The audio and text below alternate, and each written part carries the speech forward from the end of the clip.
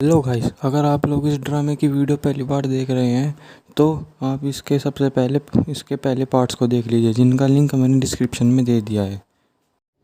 Episode 2 की starting में हम लोग देखते हैं कि जब हॉन लुएन वहाँ पे दुएनमुगी रस्सी से बंधी हुई होती है, तभी उसके पास से हाई इमोर्टल वैंग हो जाता है, जिसे देख के वो हाई इमोर्टल चिल्लाने लग जाती है, क्योंकि वेंग्यू और वो दोनों बचपन के दोस्त होते हैं। वेंग्यू ने ही उसे पीच ब्लॉसम ट्री को उगाया हुआ होता है अपने ब्लड से, जिससे होंगलैन वेंग्यू से बहुत प्यार करती है।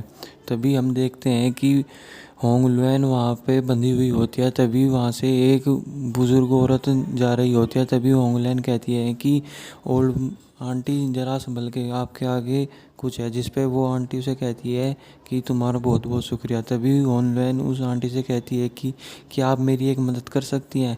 तभी सीन यहीं पे शिफ्ट होता है और हमें दिखाया जाता है क्विफलिंग पैलेस को, जहाँ पे द्वेनमुचुई के ऊपर वहाँ पे लॉर्ड जैन कुछ केस लगा रहे होते हैं, जैसे कि तुम्हारे यहाँ से 2 कैटल को अभी अभी गायब हुई है और माना जा रहा है कि वो शिनमेन पैलेस में ही है, और कहते हैं कि तुम्हारे पास एक ब्लैक कैट है, जिसकी वजह से यहाँ पे एक शॉपकीपर को बहुत ज़्यादा नुकसान हुआ है, जिसकी भरपाई तुम्हें ही करनी होगी। जिस पे दुएनमुचुई लॉर्ड जैन को कहती है कि आपने मुझे चाय पिलाने के लिए कहा था।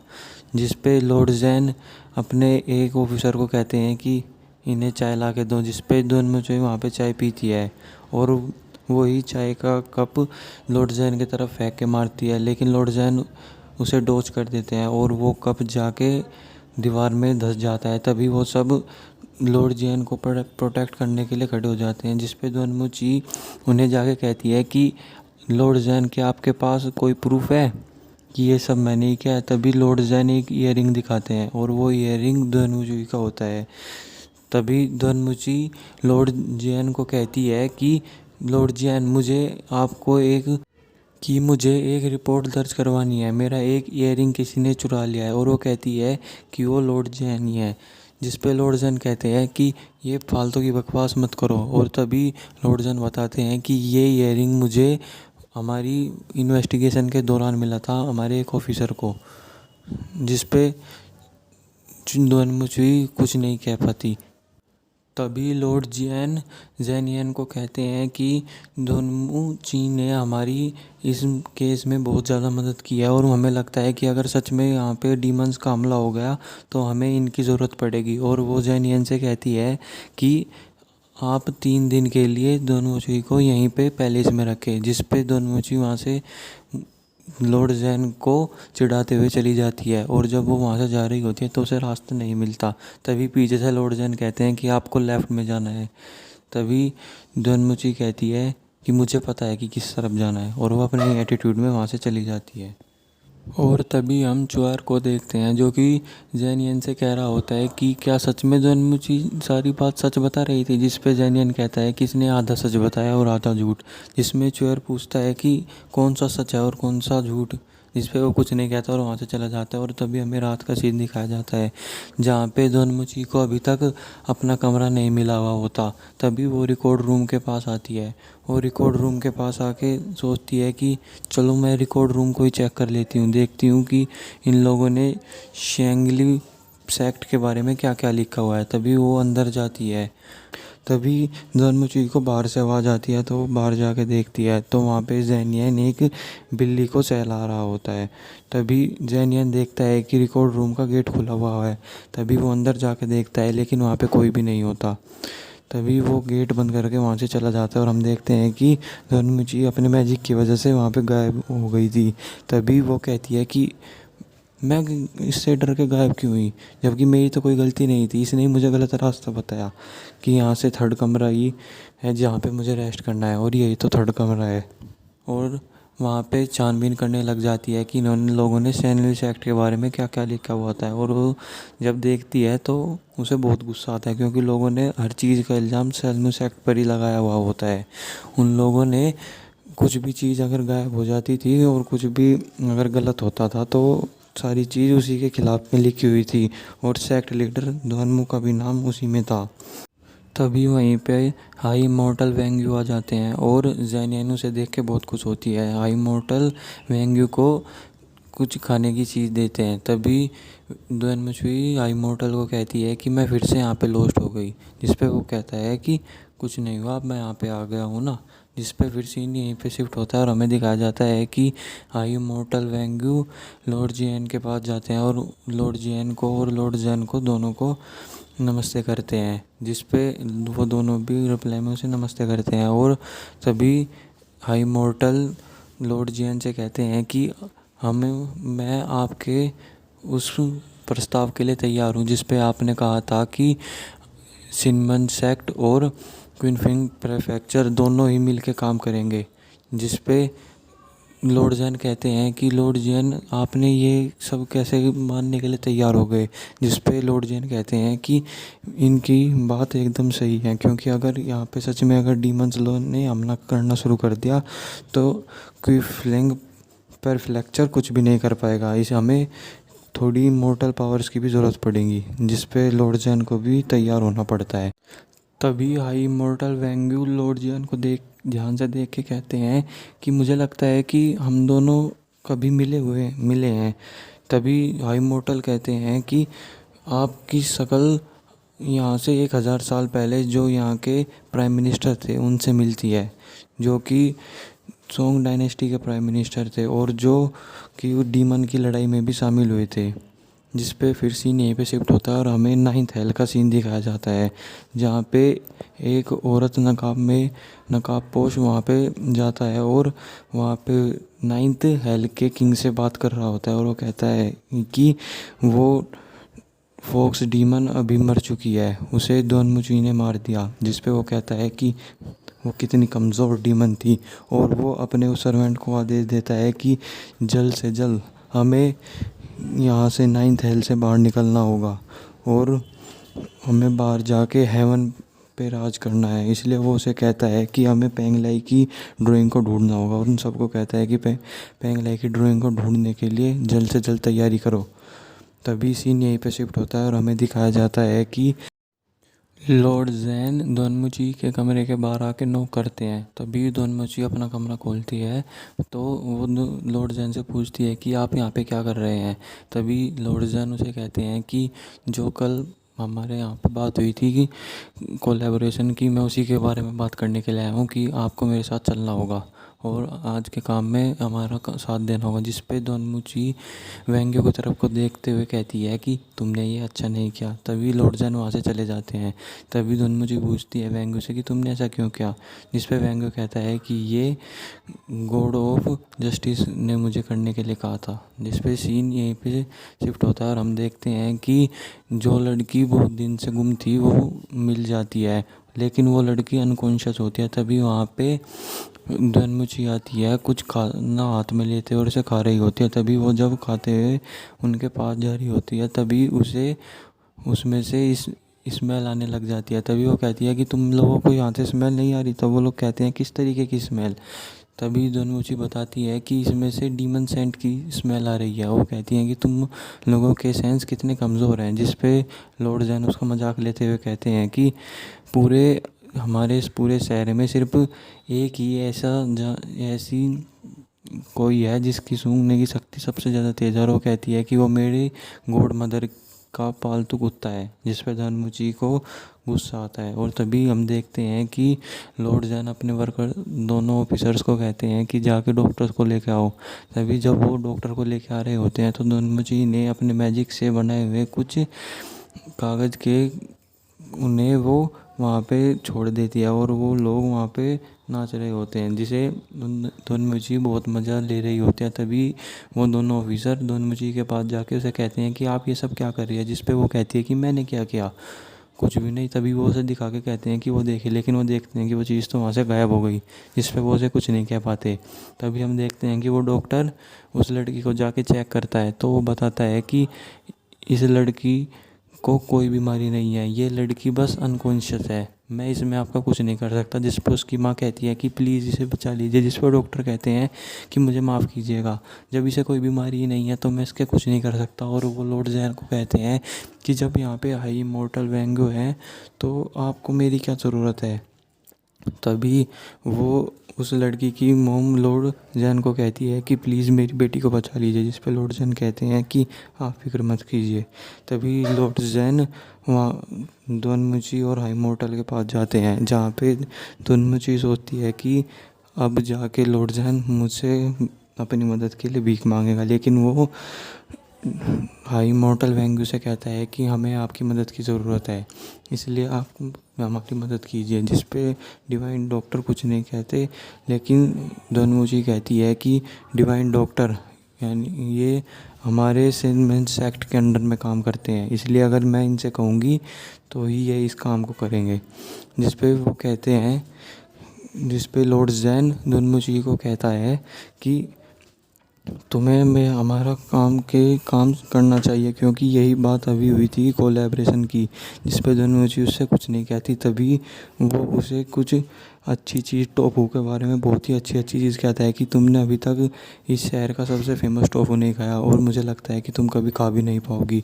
जिसकी बात सुन के दोनों चीज़ के मुंह में पानी आने लग जाता है और वो तैयार हो जाती है और वो कहती है कि मैंने तुम्हारी इस गलती के लिए तुम्हें माफ़ किया। और वो जब वेंगू जाके उस लड़की को चेक करता है तो उसे बताता है कि ये लड़की ठीक है, बस इसके अंदर इसकी सोल नहीं है। तभी वो लोग सोचते हैं कि इसकी सोल कहाँ पे चली गई, और तभी वहाँ पे दोनमुची को एक बहुत तेज़ चीख आती है, जिससे वहाँ का पूरी जगह हिलने लग जाती है। तभी लॉर्ड ज़ेन उसकी नाक बंद कर देते हैं, जिस पे दोनमुची कहती है कि तुम ये क्या कर रहे हो। वो कह रही है, कहता है कि अगर तुमने यहाँ पे एक बार और चीख दिया तो ये पूरी की पूरी प्लेस ढह जाएगी, और वो उसे अपना रुमाल देता है। लेकिन दोनमुची उसका रुमाल नहीं लेती, कहती है कि मुझे लड़कों का रुमाल पसंद नहीं है। तभी चुआर उसे कहता है कि प्लीज़ ये रुमाल ले लो, क्योंकि ये कई सौ सालों से ये पहले से ऐसी कैसी है, अगर तुमने एक बार और चीखा तो ये सारी पहले से यहाँ पे तबाह हो जाएगी। तभी वो उसका रुमाल ले लेती है। और तभी हम होंगलुएन को देखते हैं, जो दोनमुची और हाई इमॉर्टल वेंगू का उनके ही ब्रिज के बाहर वेट कर रही होती है। तभी वो दोनों वहाँ पे आते हैं तो होंगलुएन दोनमुची के पास जाके कहती है कि हाई इमॉर्टल प्लीज़ आप मुझे अपने साथ अपने सेक्ट में अंदर ले जाइए, क्योंकि अगर मैं यहाँ पे रही तो वो डीमन मुझे मार देंगे, नहीं तो मेरा इस्तेमाल किसी बुरे काम में करेंगे। जिस पे दोनमुची कहती है कि मुझे माफ़ करना, मैं ऐसे ही किसी को अंदर नहीं लेके जा सकती, और तुम एक डीमन हो, इसलिए वो कहती है कि सॉरी। तभी वो हाई इमॉर्टल वेंगू से कहती है कि इसे कुछ मेडिसिन दे दो जिससे इसके घाव ठीक हो जाए। तभी वो वहाँ से चली जाती है और होंगलुएन तभी डिवाइन डॉक्टर से कहती है कि आपने, क्या मैं आपको अभी भी याद हूँ। जिस पे डिवाइन डॉक्टर कुछ सोचने लग जाता है, और तभी हमें फ्लैशबैक दिखाया जाता है कि जब डिवाइन ये सोंग डायनेस्टी और डीमंस के बीच में लड़ाई चल रही होती है, तो जब वेंगू वहाँ से लड़ाई के लिए जा रहा होता है तभी उसे बीच में होंगलुएन रोक लेती है, जिसकी वजह से उसे जाने में देरी हो जाती है। और वो देखता है कि वहाँ जाके कि दोनमुची की वहाँ पे मौत हो जाती है, जिस पे वो बहुत ज़्यादा दुखी होता है। और तभी उसे वहाँ से फ्लैशबैक से हम बैक आते हैं, लेकिन वो उसे वहाँ से मेडिसिन दे के चला जाता है और वो सोचता है कि दोनमुची की मरने की वजह होंगलुएन है। तभी यहीं पे सीन शिफ्ट होता है और हमें मॉर्निंग का सीन दिखाया जाता है, जहाँ पे लॉर्ड ज़ेन और चुएर आपस में किसी चीज़ के बारे में बात कर रहे होते हैं। तभी वहाँ पे उन दोनों की गॉड मदर आती है, यानी कि लॉर्ड जियन की वाइफ मिस जियन, और वो उन दोनों को अपने साथ ले जाती हैं खाना खाने के लिए। तभी जब वो दोनों खाना खा रहे होते हैं तो मिस जियन उनसे कहती है कि तुम लोगों में से अभी तक किसी ने शादी भी नहीं की, और वो चुएर को कहती है कि तुम तो अभी शादी लायक हो गए हो, तुम्हें यहाँ पे शादी कर लेनी चाहिए। तभी चुएर कहता है कि लॉर्ड ज़ेन तो मुझसे भी पहले से शादी लायक हो गए हैं, मुझे लगता है कि उन्हें शादी पहले करनी चाहिए। जिस पे मिस जियन कहती है कि हाँ तुमने बात तो सही कही। तभी वो लॉर्ड जियन को देखती हुई कहती है कि तुम्हें क्या इरादा है इस चीज़ का, जिसमें लॉर्ड जैन उनसे कहते हैं कि मैं अभी काम में कुछ ज़्यादा ही बिजी हूँ, इसलिए अभी मेरे पास इस टाइम का लिए टाइम नहीं है। जिस पे मिस जैन कहती है कि तुमने पिछले साल भी मुझसे यही बात कही थी, और वो दोनों हंसते हुए मजाक कर रहे होते हैं। और तभी यहीं पे सीन शिफ्ट होता है। लॉर्ड जैन एक औरत से जाके मिलते हैं जो अपने बच्चे को लेके वहाँ पे आई हुई होती है, क्योंकि वो भी अनकॉन्शियस होता है। तभी उस बच्चे में से लॉर्ड जैन को पीच ब्लॉसम की सूंघ आ रही होती है। तो वो तभी उस औरत से पूछते हैं कि इसमें से पीच ब्लॉसम की सूंघ क्या रही है। तभी वो बताती है कि मैं कॉस्मेटिक्स की दुकान पे गई थी। तभी लॉर्ड जैन भी वहाँ से चले जाते हैं और वो भी कॉस्मेटिक की दुकान पे जाके वहाँ पे पीच ब्लॉसम की उस चीज़ को सूंघने लग जाते हैं। तभी वो वहाँ की शॉपकीपर से अब पूरे महीने का रिकॉर्ड मंगवाते हैं और देखते हैं कि किस किस ने ये खरीदी है। तभी वहाँ पे उनकी गॉड मदर उन्हें वहाँ पे मिल जाती है, और गॉड मदर उनसे कहती है कि तुम्हें अभी तक वो याद नहीं है कि कल क्या है। तभी वो कहता है कि नहीं, मुझे याद है कि मैं आपका बर्थडे कैसे भूल सकता हूँ। और वो अपनी गॉड मदर को कहता है कि आपको यहाँ पे जो भी चीज़ चाहिए आप खरीद लीजिए। तभी वो शॉपकीपर को भी ये बात कहता है कि इन्हें यहाँ पे जो भी चीज़ चाहिए आप इन्हें प्लीज़ दिला दीजिएगा। और वो ये कह के वहाँ से चले जाते हैं। तभी मिस जियन को वहाँ पे वही पीच ब्लॉसम पसंद आता है, और वो उसे अपने मुंह पे लगाने लग जाती है। और हम देखते हैं कि एकदम जैसे फ्लैशबैक सा होता है, और उनकी वो हिप्नोटाइज सी हो जाती है, और वो फिर वहाँ से चलने लग जाती है। और फिर तभी हमें मिरर में दिखाया जाता है, जहाँ पे वो अपने फेस पे वो लगा रही होती है कि उनकी आत्मा उस मिरर के अंदर कैद हो गई है, और वो यहाँ से चली जाती है। और तभी हम देखते हैं कि दोनमुची का वही पेपर क्रेन उसे एक ब्लाइंड लेडी के पास लेके जाता है, जो कि वहाँ पे बैठ के गाना गा रही होती है। तभी उसके पास लॉर्ड जैन भी आते हैं और पूछते हैं कि तुम यहाँ पे क्या कर रही हो। जिस पे वो कहती है कि मैं यहाँ पे कुछ नहीं, मैं यहाँ पे सिर्फ अपनी इन्वेस्टिगेशन कर रही हूँ। और वो जब उस लड़की के पास जाते हैं तो उन्हें लॉर्ड जैन को उसमें से भी पीच ब्लॉसम की सूंघ आने लग जाती है। तभी वहाँ पे जो दोनमुची होती है उसे उसमें से डीमन सेक्ट की सूंघ आती है, जिससे वो उसे चीख आने लग वाली होती है। तभी उसके पास लॉर्ड जैन भाग के जाते हैं। वो लॉर्ड जैन को रोक लेती हैं कि नहीं, मुझे अभी चीख नहीं आ रही। तो वो सोचती हैं कि इसमें से ये सूंघ कैसे आ रही है। तभी वो लॉर्ड जैन को सूंघती है, तो वो कहती है कि ये तो तुम में से सूंघ आ रही है। जिस पर लॉर्ड जैन कहते हैं कि ये तुम मेरे साथ क्या कर रही हो। जिस पे वो लॉर्ड जैन को कहती है कि मैं तुम्हारे साथ कुछ नहीं कर रही, मैं बस सूंघ रही हूँ कि तुम में से डायमंड सैंड की सूंघ क्यों आ रही है। जिस पे वो कहते हैं कि डायमंड सैंड की, कहते हैं ये तो पीच ब्लॉसम की सूंघ है। जिस पे वो कहती है कि तुम्हें ये कहाँ से मिली। तो वो बताते हैं कि मैं कॉस्मेटिक की दुकान पे गया था इन्वेस्टिगेशन के लिए। तभी हम देखते हैं कि उस ब्लाइंड लेडी के हाथ से उसकी स्टिक गिर जाती है, तो लॉर्ड जैन उसकी जाके मदद करते हैं। और तभी यहीं पे सीन शिफ्ट होता है और हम देखते हैं कि दोनमुची भी उसी जगह पे गई है, और वो जाके वहाँ पे सभी तरीके के सैंड को चेक करने लग जाती है। लेकिन जब वो पीच ब्लॉसम के पास आती है तो उसे उसमें से डीमन सेक्ट की सूंघ आती है, जिसके ये सोच के वो वहाँ पे अपनी कुछ मैजिक ट्रिक से उस पूरी जगह के चारों तरफ को एक कवच बना देती है। अभी हम देखते हैं कि दोनमुची और वेंगू वहाँ पे बैठ के बात कर रहे होते हैं। तभी दोनमुची कहती है कि मुझे भूख लग रही है। तभी आई मॉर्टल वेंगू अपने मैजिक से वहाँ पे बहुत सारा खाना लेके आ जाते हैं। तभी दोनमुची कहती है कि मुझे तुम्हारे मैजिक से खाना नहीं खाना। वो कहती है मुझे मॉर्टल खाने की भूख लगी है। जिस पे भाई मोटल कहते हैं तो ठीक है, मैं अभी तुम्हारे लिए कुछ बनाता हूँ। जिस पे वो कहती है कि नहीं, तुम्हारा हाथ के खाने खाने से बढ़िया है कि मैं ये मैजिक से बना हुआ खाना ही खा लूँ। तभी के ब्रिज के पास एक लड़की रोने लग जाती है। तभी वहाँ पे वहीं पे थोड़ी दूर बैठी हुई होंगलुएन उस लड़की को अपने पास ले जाती है और मैजिक से उसे उसका रोना चुप कर देती है। तभी उसकी मोम उस लड़की की मोम होंगलुएन के पास आती है और अपनी बेटी को वहाँ से लेके चली जाती है। तभी वहाँ पे दोनमुची और हाई मॉर्टल वेंगू आते हैं और वो उसे देखते हुए दोनमुची कहती है कि मुझे नहीं लगता कि ये ज़्यादा बुरी है, इसमें क्या क्या कर सकते हैं कि अगर ये डीमन है। तो वो कहती है कि मैं इसे अंदर एक्सेप्ट कर लूँगी। तभी इमोर्टल वेंगू कहते हैं कि नहीं, तुम्हें ऐसा नहीं करना चाहिए, ये एक डीमन है। वो कहती है कि तुम्हें इसकी क्या फ़िक्र है, मैं अगर ये ना इसने मुझे कुछ किया तो मुझे चुटकी भी नहीं लगेगी इसे जलाने में। जिस पे इमॉर्टल कहते हैं कि मैं सिर्फ तुम्हारी सेफ्टी चाहता हूँ। तभी वो दोनों उसके पास जाते हैं और उसे जाके कहते हैं, दोनों मुझे कहती है कि क्या तुम्हें खाना बनाना आता है, जिस पे वो कहती है कि हाँ।